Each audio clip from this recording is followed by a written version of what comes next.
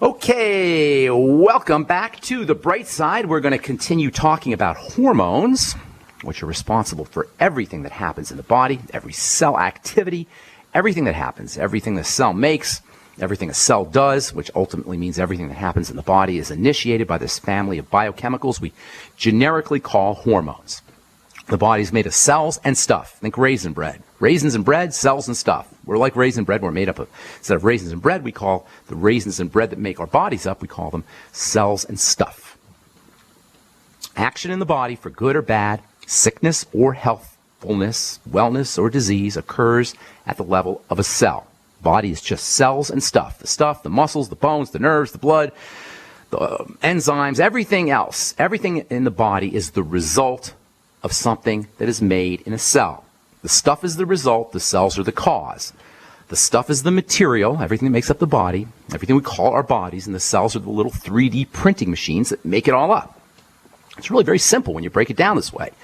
All disease is cell disease. That simply means something goes wrong with a 3D printing machine or 3D printing machinery. Everything that happens in the cell happens via a button that is pushed, or a doorbell that is rung, or a switch that is turned on by a hormone. So cells make stuff, and they make stuff via some kind of switch that is turned on by a hormone. Hormone pushes a button, the cells make stuff. The word hormone itself refers to initiating an activity, initiating an action, pushing a button, turning on a doorbell, plugging up a socket. Any metaphor you like to think of, the point is that a hormone hits a cell, and the cell does stuff. Hormones turn the outside world into the inside world. They turn the outside environment into the inside environment. Via the activity of hormones, everything we see in our environment, everything we perceive in our environment is turned into us. The body has this exquisite responsiveness to the environment. It responds to the environment, and the response to the environment is mediated or controlled by hormones. The senses perceive the outside world. We see something, we hear something, we feel something, we smell something, we taste something. A hormone is secreted in response to what we see and smell and taste, etc. And the cells respond by doing something or making something. In essence, the outside world is turned into the inside world, us, via the action of hormones. That makes these things really, really, really important. If we can learn to control our hormones, we can control everything in the body. And there's two major control points. There's 2 points where we can control hormone secretion. Do you think those are important points? You better believe they are. Unbelievably important. Just think about it. If everything in a cell comes from the activity of a hormone, if we can learn to control our hormones, we can learn to control what a cell makes. That's crazy important, and we have control, at least a degree of control over our hormones. There's 3 major control points, and we need to learn to master these control points if we're going to master our hormones and if we're going to master what a cell ends up making. There's 3 major control points that determine what kind of hormones are going to be secreted, control points that are in our control. 3 places where we can control our hormones. Thus, we can control how our body will show up, how our body will appear via what the cells make and do. If we're interested in controlling our bodies, if we don't want our bodies to be out of control, and we certainly don't, if we want to learn how to master our bodies, we need to master these control points. So what are these control points? What are these points where we can use our conscious will to control our bodies? Number 1, the foods we eat. Number 2, the thoughts we think. And number 3, the feelings we feel. It's as simple as that, you guys.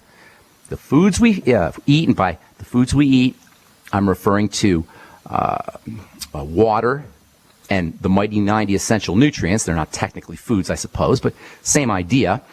And the thoughts we think and the feelings we feel. Every time we eat a food, an entire cascade of hormone chemistry begins. Thus, the importance of foods and nutrients, and the mighty 90, and you can probably throw in oxygen as well. Not really a food, I suppose, but a type of nutrient. The foods, the nutrients, mighty 90, and oxygen are major control points for hormone secretion, and ultimately major control points for health or the lack thereof. Every time we eat a food, every time we think about eating a food, every time we take a supplement, every time we breathe, every time we drink water, an entire hormonal cascade begins.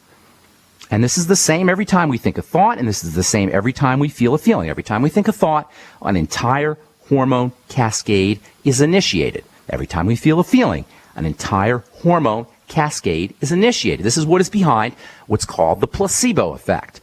The placebo effect is this miracle that nobody's ever been able to explain, but I'm telling you how it works right now. It says that simply believing that a medicine will work will make it work.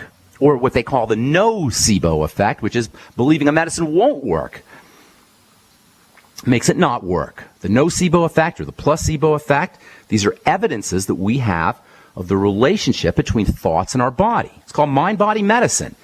And to this day, there are physicians who think that mind-body medicine is some kind of airy-fairy hippie talk. It's not. Via the activity of hormones, mind-body medicine, or thoughts and feelings, construct ultimately how our body shows up, construct our body. It's the reason we can think ourselves and feel ourselves sick. It's the reason we can think ourselves and feel ourselves well. Thoughts and feelings are intimately linked to hormones. Food and nutrients, oxygen and water, likewise, intimately connected to hormones, and thus intimately connected to how our bodies show up. Broadly speaking, we can categorize two major types of hormones based on their effects. We got hormones of fear, and we got hormones of safety. Under the stimulation of hormones of safety, hormones of safety, substances like oxytocin, dopamine, acetylcholine, perhaps. These are hormones that are associated with relaxation and safety. When these things are secreted, we lighten up, we relax, we feel pleasure. Under the stimulation of fear hormones, cortisol and adrenaline, it should come as no surprise that our bodies contract and that healing stops and sickness begins. Hang tight, I'll finish up when we come back from our break. I'm Pharmacist Ben. 855-660-4261 is our number. We'll be back right after this. And we're talking hormones, hormone health. There's hormones of fear, there's hormones of love and safety.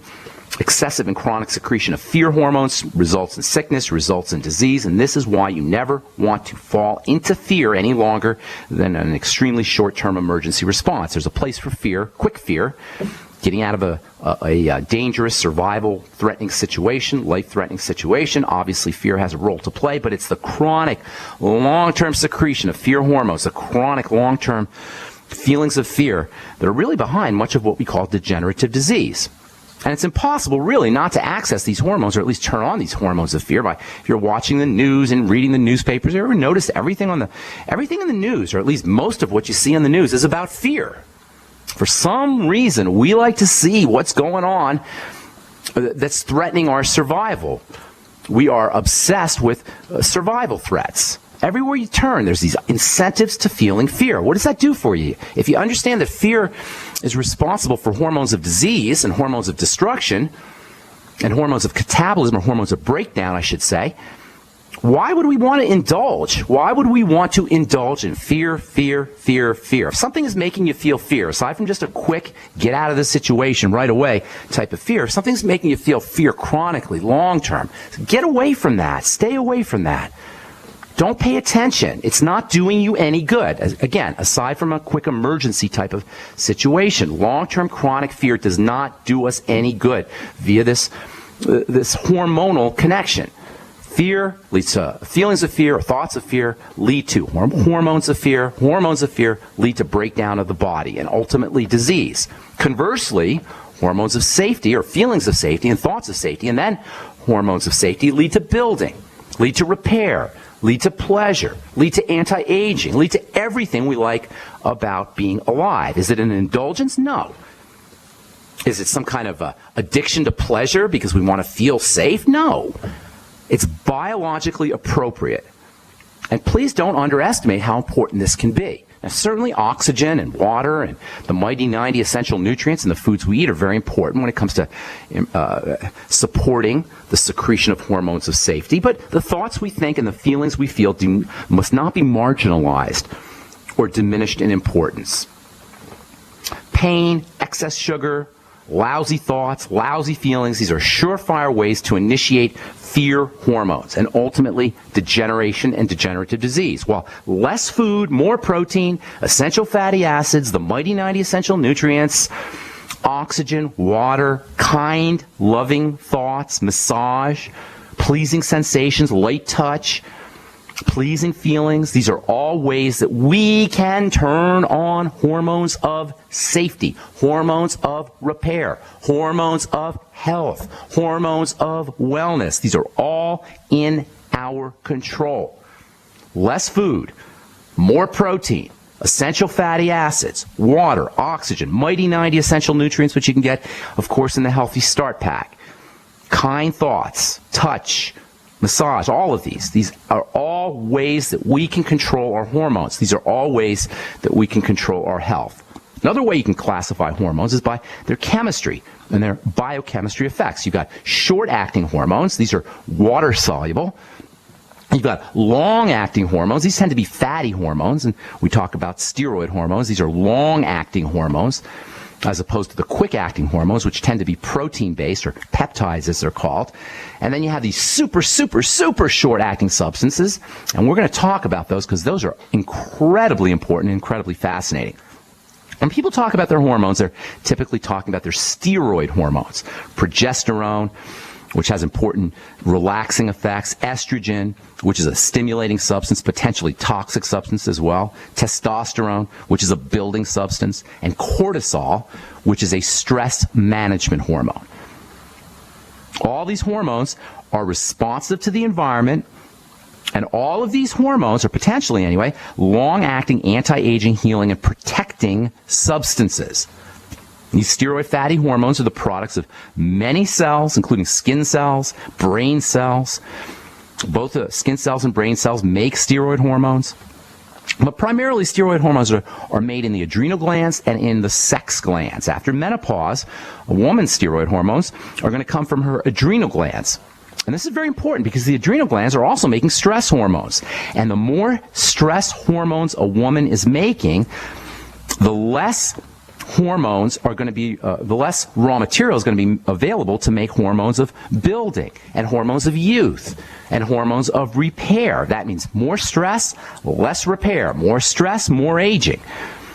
That's why it's so important to understand how to manage the stress response, especially as we get older and especially for women who are very dependent on adrenal estrogen, adrenal testosterone, adrenal progesterone, adrenal steroids in general after menopause. If you're a woman and you're being talked into hormone replacement therapy, you might want to consider keeping your adrenal glands strong and healthy and unburdened before you dose yourself with toxic hormone replacement therapy. Now, mostly toxic hormone replacement therapy involves estrogen. I'm not saying that all estrogen is a toxin, but it is potentially via chemicals, via metabolism that occurs in the body. The body can actually turn estrogen into toxic estrogen.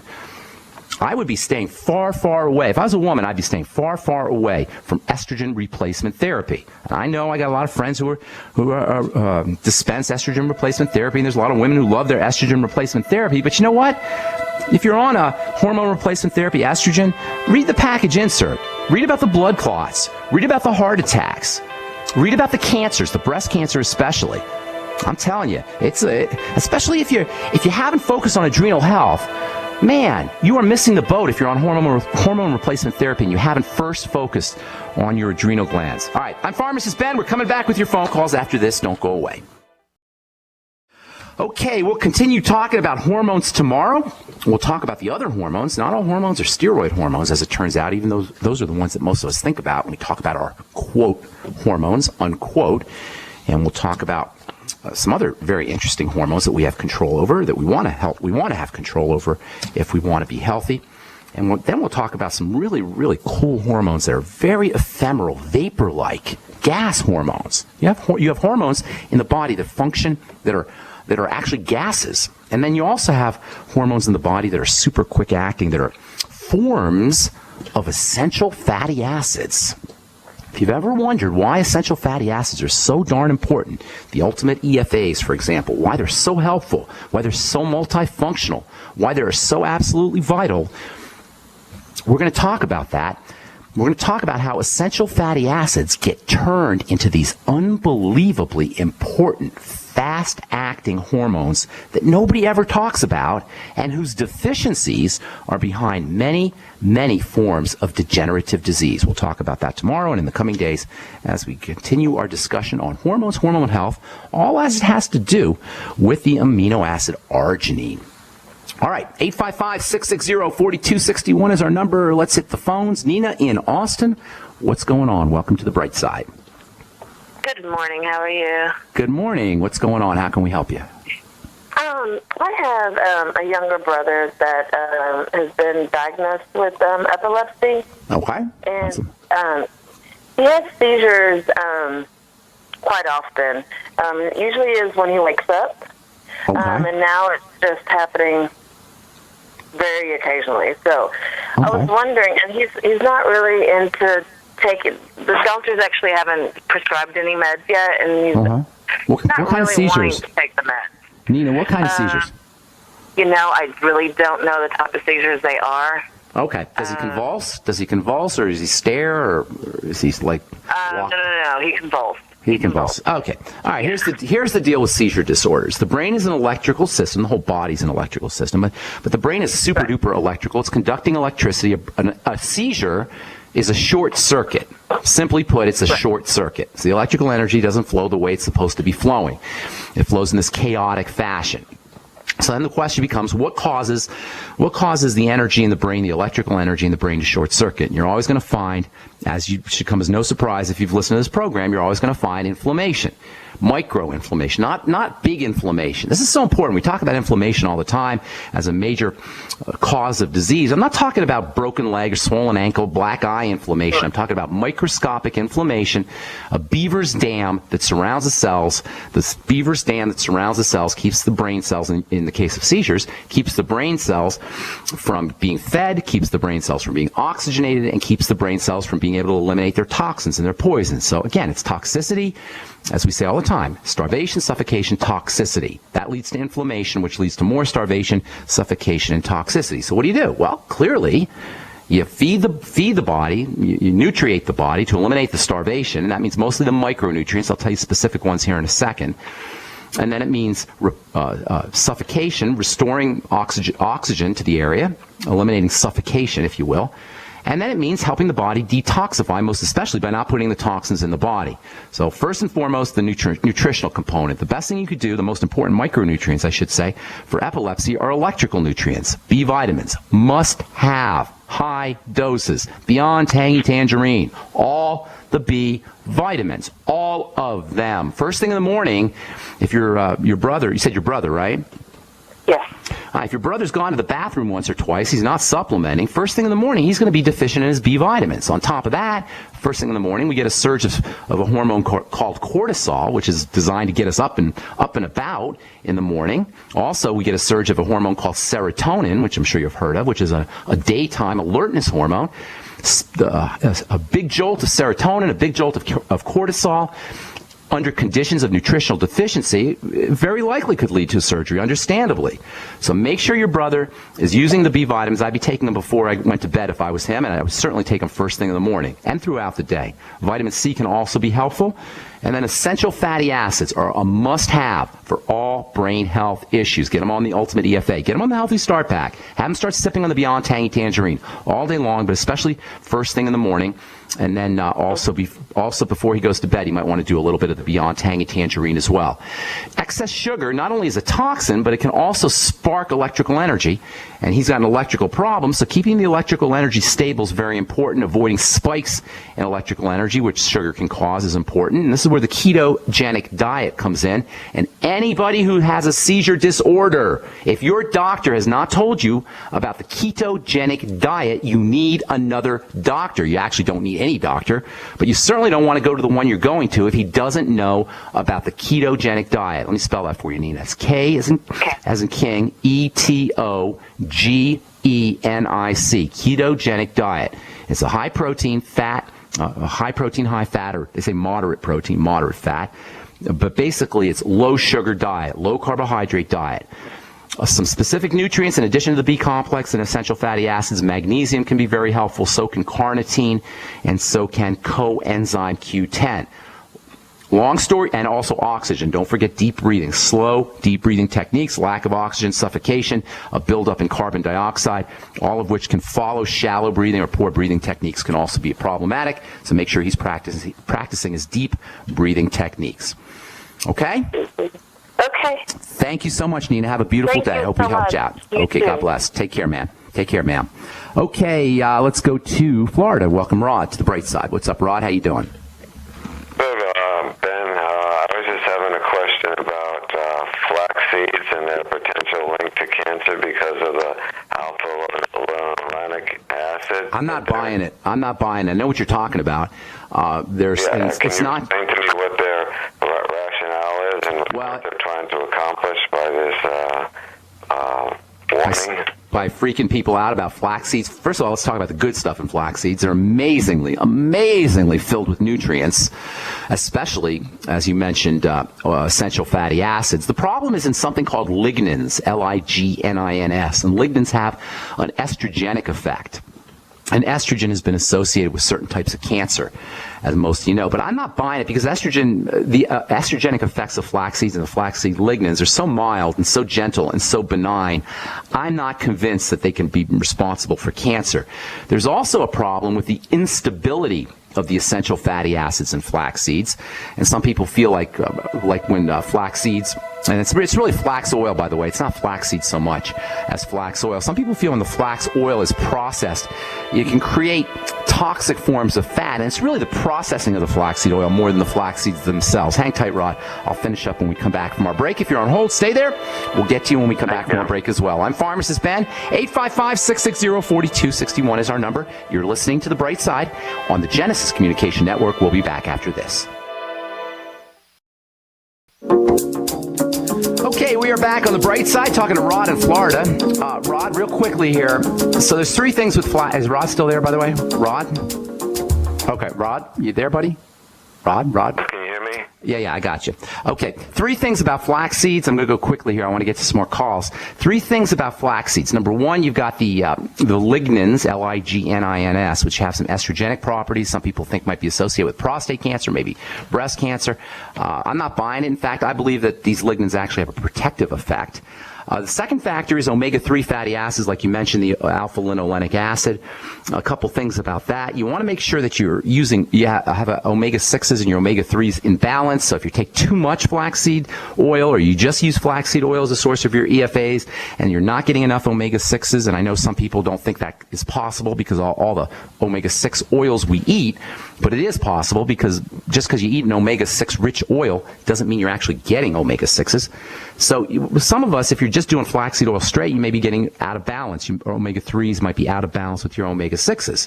And omega-3s, by the way, are alpha-linolenic acid. That's the parent omega-3 fatty acid. And the second thing is the processed omega-3 fatty acids. It may be an issue of processing, of heating and cooking, which can damage those essential fats. But the word essential means you got to have it, and alpha-linolenic acid is essential. So to say that an essential fat by itself causes cancer, in and of itself causes cancer, is associated with cancer, I just find that a tough sell. And that's my response, although I know there's a couple studies that talk about that. I'm just skeptical. How long has this study been out? How long has it been known that, or it's been thought that this... How long has it been contested? How long has this connection been made? There was a study that came out a couple years ago, and I saw a second study recently, but there's not a lot of literature. It's difficult. There's not a lot of literature to support that idea. Given the essentiality, the really important nature of omega-3s, I find that just difficult to believe. It hasn't been a long time. Flax seeds, by the way, can be toxic. The immature flax seeds can be toxic, and you got to be careful with flax seeds a little bit. So it's not like it's all good when it comes to flax seeds, but certainly food-based or food flax seeds that have been approved for food use, they have some wonderful nutrients, including vitamin E, the omega-3 fats, and protein as well, in addition to other phytonutrients, plant nutrients. A box of it in Walmart, that is pretty safe. I'm sorry, say that again. You're kind of cutting out. Pretty safe. I would. Did you say Walmart?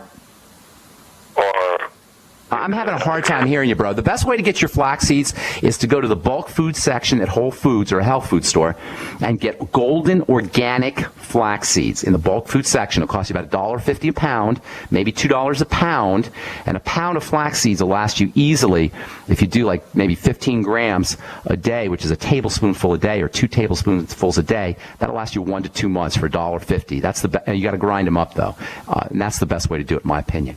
Okay. All right, thanks, Ben. Thank you, Rod. Have a great day, buddy. $1.50 a pound for flax seeds. It's $1.50 for a 2-month supply or 1-month supply of flax seeds, depending on how much you use. That's incredible, really. Okay, Jerry in Kansas, what's up? Welcome to the bright side. Jerry. Hello? Yes, sir. What's going on? How you doing? This is Jerry. I'm a 51-year-old male. I've had celiac and candida yeast for over 15 years. I've spent over $100,000 with over 40 doctors. I've been on a vegetable diet. Oh, gosh. All right. Since then, I eat avocados every day. I've been following your program, Dr. Wallach's program. I did a 3-day juice fast here about 3 months ago. Trying to identify any foods that might be bothering me. And then I turned around a month later, did a 4-day water fast. I can't eliminate any of the foods, but I just can't beat this yeast. Yes, you can.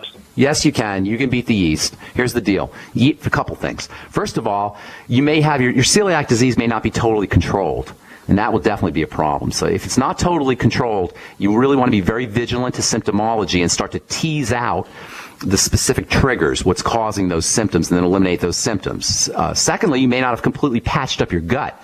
You still may have damage. Even if you've controlled the celiac, you still may have damage to the gut, and that can also cause yeast. So start to patch up the gut. Get the Fuchs Z and get the digestive enzymes, ultimate enzymes after all your meals. Use apple cider vinegar. Make sure you're using the BioLumin Nightly Essence, 3 capsules in the morning, 3 capsules at night, as well as fermented foods. Eating less food is in your interest. Of course, I'm sure you know about gluten and proteins that are found in grains and seeds. Yeah. Those can be problematic. But you know what? Vegetables can be problematic too. So you want to be kind of linking any kind of symptoms to veggies that you might be eating. Certainly fruits can be a problem. Any kind of sugar can be a problem as well. Yeast is definitely beatable, but you got to learn how to control the digestive system, watch out for problem foods, and make sure that you're using probiotics, good bacteria. There's a very important a balanced relationship between good bacteria in the gut and yeast. They live in balance. When the good bacteria in the gut die off, the yeast overgrow. The probiotics, the good bacteria, are supposed to control the yeast, but when they die off, that control, there's nothing there to control the yeast, and the yeast overpopulate or overgrow. Antibiotics, even if you're eating correctly, antibiotics in the water, antibiotics in fish and in dairy and in meat, all of that can kill probiotics as well. So you got to make sure that you got enough probiotic bacteria. Again, the BioLumin Nightly Essence and fermented food. You're patching up the gut with the Fuchs Z. A glutamine powder can help you patch up the gut as well. Maybe a teaspoon of glutamine powder every day. Also, using things like noni juice, aloe juice, those can have a soothing effect on the gut. You know, the glucogel caps can also have a nice reparative effect on the gut. And same with bone soup. Make yourself some nice bone soup, chicken soup with the bones, and that can also help repair the gut. Digestive enzymes, apple cider vinegar, lecithin, bile salts, these are all wonderful strategies. And bile salts is B-I-L-E. Bile salts can all have wonderful reparative effects on the digestive tract and also help you process your food. As long as you have the yeast, though, Jerry, you probably still have an issue with the gut. Even if you're pretty much under control, or you think you're under control, you probably do still have a gut issue. Okay? All right, I've been on most of those supplements you've been talking about for quite a while, and I've just done a lot of things. So you still have, well, you haven't done everything, my friend. You still have symptoms, digestive symptoms? Yes. Okay, like what? Well, like what? I finally got my bowels working one time a day, but I don't have 3 bowel movements a day like it should. Well, it's not the amount of bowel movements necessarily per day. It's how, how close to eating a meal or eating food that you have a bowel movement. You want to have a bowel movement 6 hours or so after a meal. It's not, if you only eat once a day, you're not going to have 3 bowel movements a day probably. So it depends on how much you eat. What you want to look at is how many bowel movements you have after meals. If you are constipated, you have a problem evacuating, your stools aren't like good solid stools, those are definitely problems with the digestive system, and you need, Jerry, you need to connect those up with food. So it's a little bit tough. It's a process, but as long as you have those issues, there's some kind of food problem. You can't have a bowel movement problem or gas or bloating or any of the other symptoms unless there's some kind of food that you're not processing correctly, and it's your job to find that food. The yeast, you don't want to look at killing off the yeast. There's strategies to kill off the yeast. Coconut oil can be used to kill off the yeast. Oregano can kill off the yeast. Cayenne can help kill off the yeast. There's all these strategies that you'll see advertised by people who don't understand nutrition for killing yeast, but they're just going to come back. They grow like crazy. So it doesn't do you any good to kill the yeast. You got to stop them from overpopulating, and that involves the bacteria and the digestive process. Now, I want to take one more call, Jerry. I hope we helped you out. If you got any more questions, feel free to either call back on our next episode, or you can send me an email, ben@ksco.com. All right. Thank you, buddy. Appreciate your call, man. Thank you. Okay, let's get one more in. Carl, the Truth Raider, what is up? Welcome back to the bright side, bro. Good morning, Ben. I have a question for you. What is in the containing properties in the sweetener known as Rejuva Sweet, the first ingredient in Beyond Tangy Tangerine? Rejuva Sweet's kind of an interesting non-sweetener sweetener. I mean, it doesn't have any sugar in it, but I should say non-sugar sweetener. And I think you said Beyond Tangy Tangerine, right?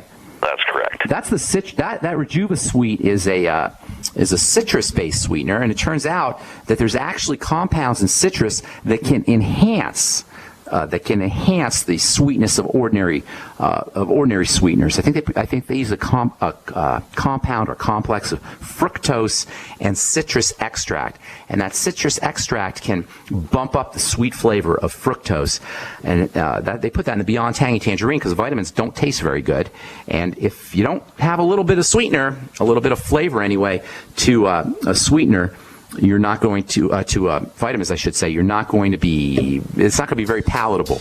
And that's the problem with vitamin drinks. And that's why you don't see a lot of vitamin drinks around. But at the same time, when you drink your nutrients, you get much, much faster and more complete absorption, especially if you're dealing with a digestive health issue. All right, that's all the time we have for today. Thank you so much for listening. Thank you so much for joining us on the Bright Side. If you're interested in joining the Bright Side Ben team, I'd love to have you on my team, especially if you're a business builder.